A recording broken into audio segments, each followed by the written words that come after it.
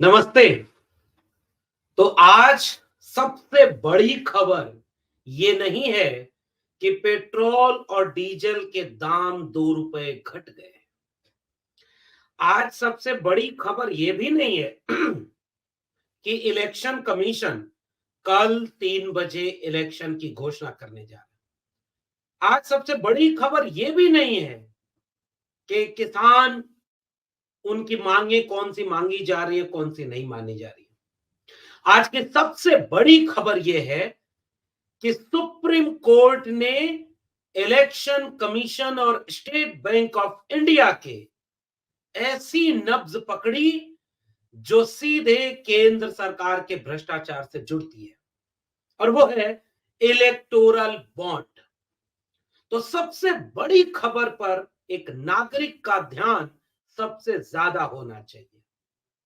बाकी भटकाने वाले तो फिर भटका रहे हैं कि उधर देखो वो कौवा है कान लेके गया ना, इधर देखो वो चोर जो चोरी कर रहा था, वो आपकी जेब पकड़े हुए था। आइए उधर देखते हैं।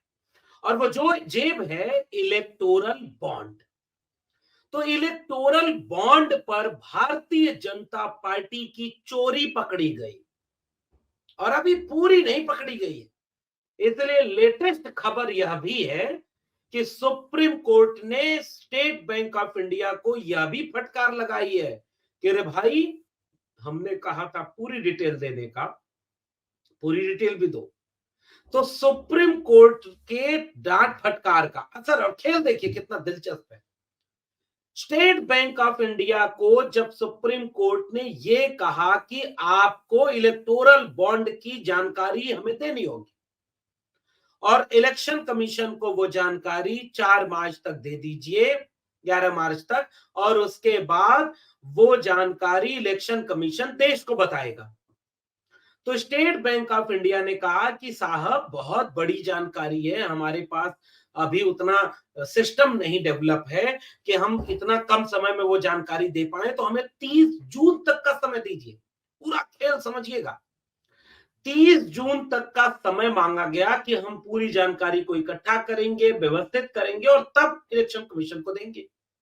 सुप्रीम कोर्ट ने यह कहा कि 11 मार्च तक आपको देनी थी, कल तक का समय दिया जा रहा है। 12 मार्च को आप पूरी जानकारी इलेक्शन कमीशन को देंगे, और 15 मार्च को इलेक्शन कमीशन इसे सार्वजनिक कर देगा, वेबसाइट पर डाल देगा, और पूरे देश को बताएगा कि कितने लोगों ने कितने रुपए का इलेक्टोरल बॉन्ड खरीदा, वह इलेक्टोरल बॉन्ड किस पॉलिटिकल पार्टी को चंदे के रूप में दिया गया।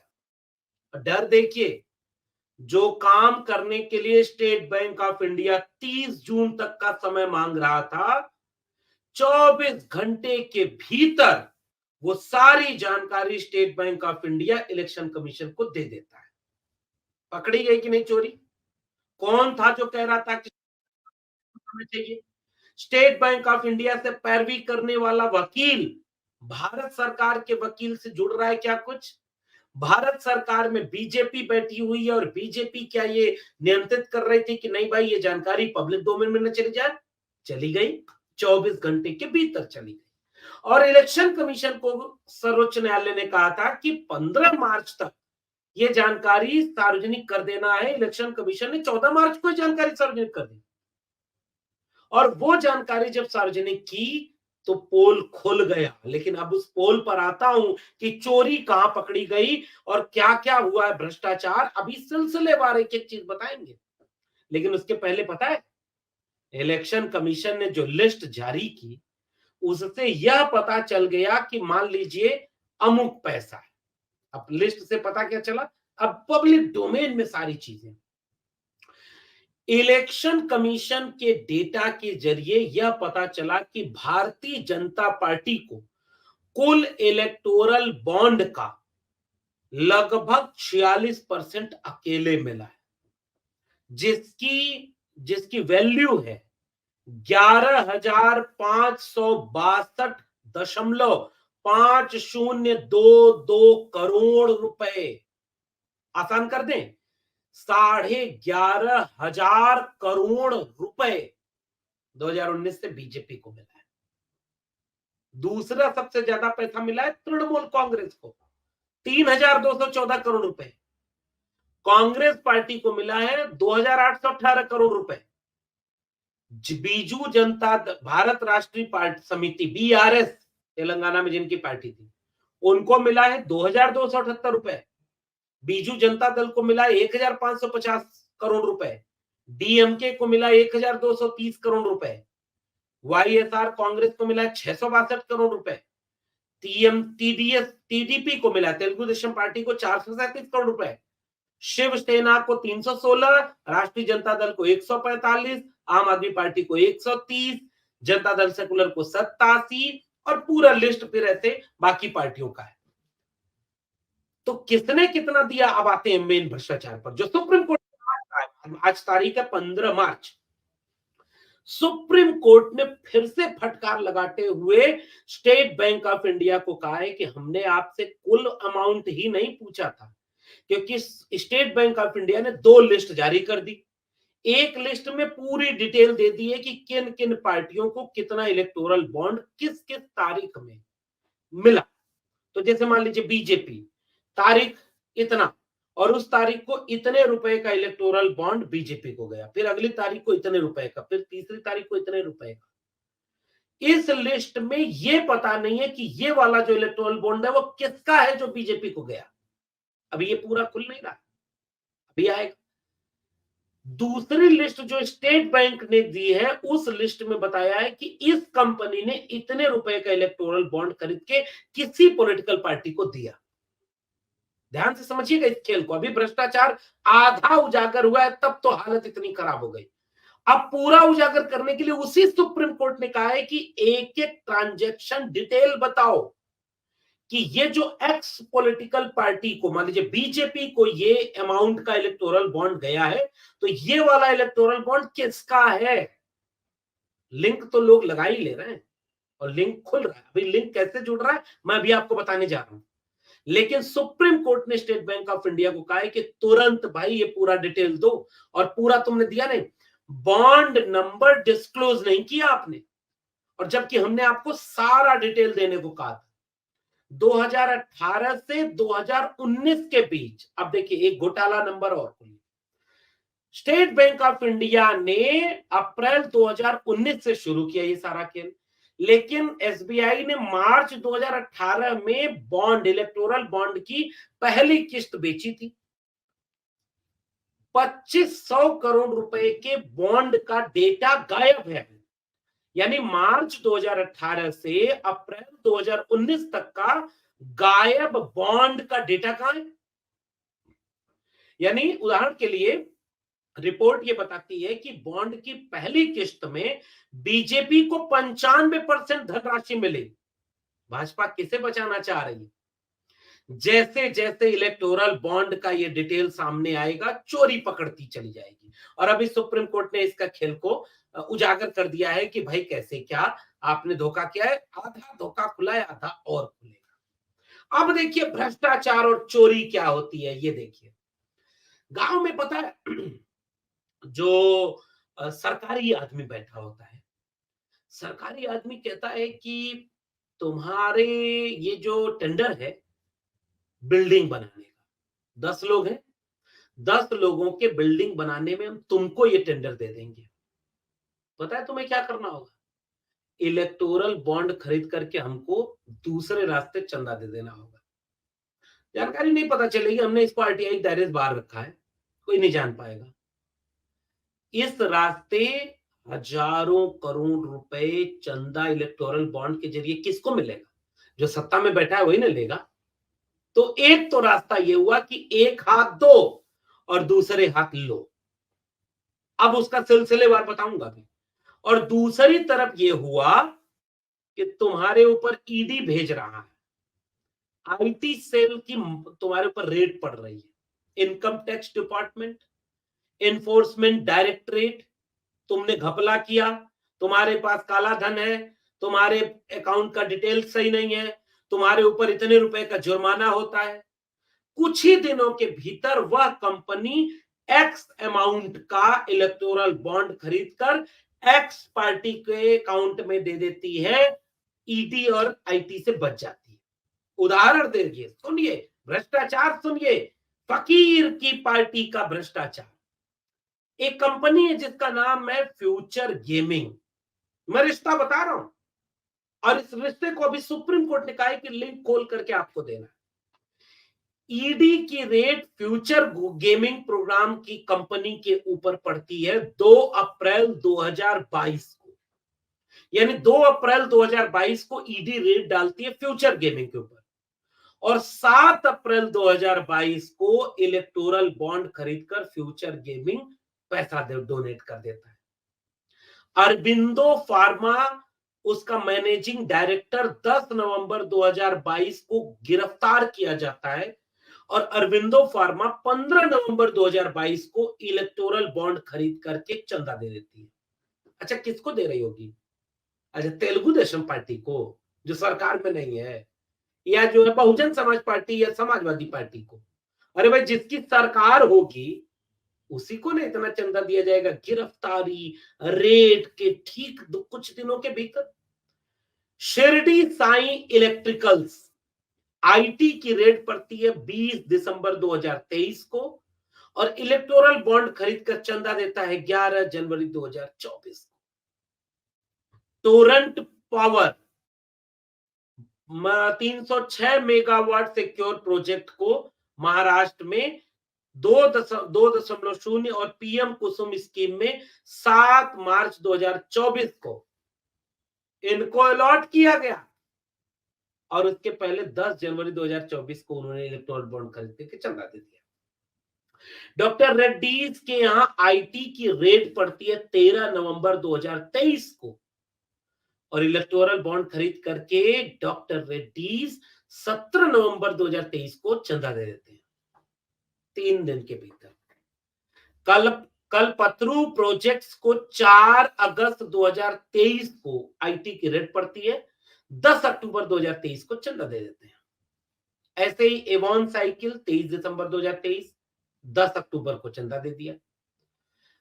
माइक्रोलैब्स के यहां आईटी रेट 10 जुलाई को, 10 अक्टूबर को चंदा दे दिया। हीरो मोटो कॉर्प्स 31 मार्च 2022 को आईटी रेट 7 अक्टूबर को चंदा दे दिया। ओपीसीओ इंफ्रा 9,000 करोड़ का टावर अवार्ड हुआ है। किस दिन अवार्ड हुआ? 24 जनवरी 2022 को, और ठीक 14 दिन पहले 10 जनवरी 2022 को उसने इलेक्टोरल बॉन्ड खरीद के चंदा दे दिया, और 14 दिन के भीतर उसको रिवॉर्ड मिल गया। 9,000 करोड़ रुपए का प्रोजेक्ट मिला। यशोदा हॉस्पिटल को अप्रैल 21 से 23 के बीच उसने लगातार इलेक्टोरल बॉन्ड खरीदा, क्योंकि 26 दिसंबर 2020 को उसके यहां रेट डाली गई। अब आप खेल समझिए। उत्तराखंड के टनल वाली खबर पे मजदूर फंसे थे, उस कंपनी का नाम है Navyug engineer company limited. Navyug ने 55 करोड़ रुपए के इलेक्टोरल बॉन्ड खरीदे। अप्रैल 2019 में 30 करोड़ का, अक्टूबर 2019 में 15 करोड़ का, अक्टूबर 2022 में 10 करोड़ का, और ये 50 करोड़ रुपए, तो मतलब 25 और 30 55 करोड़ रुपए नवयुग इंटरप्राइजेस ने चंदा दिया, तो उतना बड़ा प्रोजेक्ट उससे मिला। अब आप देखिए, मेघा इंजीनियरिंग 100 करोड़ रुपए का चंदा बांटती है, और ये कंपनी टीवी 9 का चैनल भी चलाती है। और सुनिए, और खेल देखिए, क्या क्या खेल है। देखिए, कंपनी चंदा कौन दे रहा? डीएलएफ 2019 में 250 करोड़ रुपए, संजीव गोयनका 450 करोड़ रुपए, 2021 सारा 2021 का बता रहा हूं। 500 करोड़ रुपए फ्यूचर गेमिंग, 500 करोड़ रुपए फ्यूचर गेमिंग, 150 करोड़ रुपए एयरटेल चंदा देता है, 500 करोड़ रुपए का चंदा एक बार आर्सेलर मित्तल देते हैं, फिर 200 करोड़ रुपए का चंदा आर्सेलर मित्तल। एसआर ग्रुप 2022 में 500 करोड़, आर्सेलर मित्तल 500 करोड़ का 2022 में चंदा देते हैं। आधार पूनावाला 2022 में 502 करोड़ रुपए का चंदा, और ये वही आधार पूनावाला है जिनको कोविड की वैक्सीन बनाने का जिम्मा सौंप दिया। अब आप कल्पना करिए, 4,502 करोड़ रुपए केवल इन उद्योगपतियों का टोटल है, और हर चंदे के साथ चंदा देने की तारीख भी है। और जैसे ही इन तारीखों को आप टैली करेंगे, इनको मिलने वाले प्रोजेक्ट से सीधे वो इंटरलिंक कर जाएगा, सीधे डायरेक्ट। वैक्सीन बनाने वाली कंपनी कोविशील्ड ने बीजेपी को एक दिन में 52 करोड़ रुपए चंदा दिया, 52 करोड़ रुपए, और सीधे उनको उसका फायदा मिला। कहां गया वो फकीर का भ्रष्टाचार? कांग्रेस पार्टी ने यह कहा है कि 1300 से अधिक कंपनियों और व्यक्तियों ने इलेक्टोरल बॉन्ड के रूप में दान दिया है, जिनमें 2019 के बाद बीजेपी को 6,000 करोड़ से ज्यादा का दान मिला है। अब तक इलेक्टोरल बॉन्ड की बीजेपी की 4 भ्रष्ट नीतियों को जयराम रमेश कांग्रेस पार्टी कह रही है कि उजागर कर दिया। पहला, चंदा दो धंधा लो। मेघा इंटरप्राइजेज 800 करोड़ रुपए से अधिक का इलेक्टोरल बॉन्ड दिया अप्रैल 2023 में, और 140 करोड़ डोनेट किया, और ठीक एक महीने बाद 14,400 करोड़ रुपए का Thane Borivali twin tunnel project मिल गया। जिंदल स्टील एंड पावर ने 7 अक्टूबर 2022 को इलेक्टोरल बॉन्ड में 25 करोड़ रुपए दिए, और सिर्फ 3 दिन बाद 10 अक्टूबर 2022 को गारे पालमा 4/6 कोयला खदान हासिल कर लिया। ये सीधा भ्रष्टाचार, इधर से चंदा दो, उधर से धंधा लो। दूसरा, हफ्ता वसूली, ये कह रहे हैं कांग्रेस पार्टी के लोग। भाजपा की हफ्ता वसूली नीति बेहद सरल है। ईडी, सीबीआई, आईटी के माध्यम से किसी कंपनी पर छापा मारो, और फिर कंपनी की सुरक्षा के लिए हफ्ता यानी दान मांगो। शीर्ष 30 चंदादाताओं में कम से कम 14 पर छापे मारे गए। इस साल की शुरुआत की जांच में पाया गया कि ईडी, सीबीआई, आईटी छापे के बाद कंपनियों को चुनावी ट्रस्टों के माध्यम से भाजपा को दान देने को मजबूर किया गया था। हेटेरो फार्मा और यशोदा अस्पताल जैसी कई कंपनियों ने इलेक्टोरल बॉन्ड के माध्यम से चंदा दिया। इनकम टैक्स विभाग ने दिसंबर 2023 में शिरडी साई इलेक्ट्रिकल्स पर छापा मारा। जनवरी 2024 में 40 करोड़ रुपए का दान उन्होंने दिया। और उसके आगे देखिए, फ्यूचर गेमिंग 1200 करोड़ रुपए का दान दिया। और सबसे बड़ा, 2 अप्रैल 2022 को ईडी ने फ्यूचर गेमिंग पर छापा मारा, और 5 दिन बाद 7 अप्रैल को इलेक्टोरल बॉन्ड में 100 करोड़ रुपए का दान दिया। फ्यूचर पर अक्टूबर 2023 में फिर छापा मारा, फिर से उसने उसी महीने 65 करोड़ रुपए का इलेक्टोरल बॉन्ड में दान दिया। तीसरा है रिश्वत लेने का नया तरीका। कंपनी को जैसे ही चुनावी बॉन्ड मिला, वैसे ही कुछ एहसान चुकाया गया। वेदांता को 3 मार्च 2021 को राधिकापुर पश्चिमी प्राइवेट कोयला खदान मिला, और अप्रैल 2021 को उसने चुनावी बॉन्ड में 25 करोड़ रुपए दान दिए। मेघा इंजीनियरिंग और इंफ्रा को अगस्त 2020 में 4500 करोड़ का जोजिला सुरंग प्रोजेक्ट मिला, और अक्टूबर 2020 में उसमें 20 करोड़ रुपए इलेक्टोरल बॉन्ड में दान दिए। मेघा को 2022 में बीकेसी बुलेट ट्रेन स्टेशन का कॉन्ट्रैक्ट मिला, और उसी महीने उसने 56 करोड़ रुपए का इलेक्टोरल बॉन्ड में दान किया। शेल कंपनियों के बारे में इलेक्टोरल बॉन्ड योजना के मामले में एक बड़ा मुद्दा है। इसमें यह प्रतिबंध हटा दिया कि किसी कंपनी के मुनाफे का केवल एक छोटा प्रतिशत ही दान किया जा सकता है, जिससे शेल कंपनियों के लिए काला धन डोनेट करने का रास्ता साफ हो गया। ऐसे कई संदिग्ध मामले हैं, जैसे 410 करोड़ रुपए का दान क्विक सप्लाई चेन लिमिटेड द्वारा किया गया है, जबकि यह एक ऐसी कंपनी जिसकी पूरी पूंजी शेयर की माइक्रो सीए फाइनलिंग के अनुसार 130 करोड़ रुपए मात्र है। तो जो 130 करोड़ की कंपनी है, मान लीजिए वो 410 करोड़ रुपए दान दे रही है। और इस तरह से पूरा का पूरा घोटाला पूरे देश के सामने उजागर हो गया। मेरा क्या है जी, हम तो फकीर आदमी है, झोला लेके चल देंगे। मैं इन करोड़ों लुटेरों का लूट रहा हूं। याद है नोटबंदी के समय का ये भाषण? ये लोग मुझे जीने नहीं देंगे, ये लोग मुझे मार डालेंगे, मेरे लोगों, इसलिए क्योंकि ये जो लूटा है इन लोगों ने, मैं उसका हिसाब आपको दे रहा हूं। काला धन वापस ले आने का दावा झूठा था, कहां चला गया? नोटबंदी के बाद ये दावा किया गया था कि भ्रष्टाचारियों का धन हम जनता को वापस देंगे, कहां चला गया?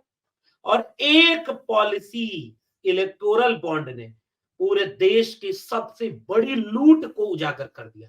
और आज अगर सुप्रीम कोर्ट ने जो कहा है कि आप इलेक्टोरल बॉन्ड का डिटेल लिंक करके बताइए किस कंपनी ने किसको कितना दिया, और पोल खुल जाएगी। और उसके बाद ये बात क्या इस देश की जनता को समझ में आएगी कि कैसे हजारों करोड़ रुपए आपकी जेब में जो होना चाहिए था, आपकी रोटी, कपड़ा, मकान, पेट्रोल, डीजल, महंगाई, बेरोजगारी, शिक्षा, इन पर जो रुपया खर्च होना चाहिए था, वो एक पॉलिटिकल पार्टी अपने पॉलिटिकल एजेंट के रूप में चंदा लेकर के पूरे देश को गुलाम बना करके 5 किलो अनाज देने के लिए 80 करोड़ लोगों को छूट दे रही है। और इलेक्टोरल बॉन्ड ने इस पूरे लूट को उजागर कर दिया है। हम इंतजार करेंगे कि सुप्रीम कोर्ट ने जो इंटरलिंक करने का कहा है कि किस कंपनी ने कितना किसको दिया, यह डेटा जैसे ही पब्लिक डोमेन में आ जाएगा, इतनी बड़ी लूट पकड़ में आ जाएगी। और लोकतंत्र कहां सुरक्षित है? जिस पार्टी के अकाउंट में हजारों करोड़ रुपया होगा, चुनाव ज्यादा ताकत से वो लड़ेगी कि वो लोग जिसका अकाउंट में पैसा ही नहीं।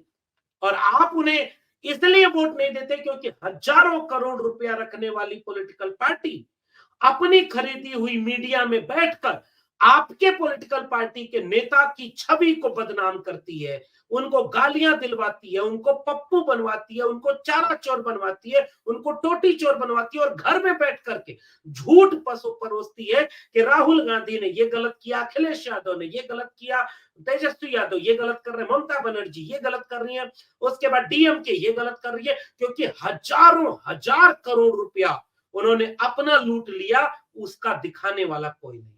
शुक्रिया अदा करिए सुप्रीम कोर्ट का, जिसने आधा लूट अभी देश के सामने सार्वजनिक कर दी। और इंतजार करिए कि वो आधी लूट और कैसे सार्वजनिक होगी, और इसके बाद भी निर्णय आपको लेना है कि फकीर में क्या पीछे छिपा हुआ था। फिर मिलेंगे, तब तक के लिए बहुत बहुत धन्यवाद।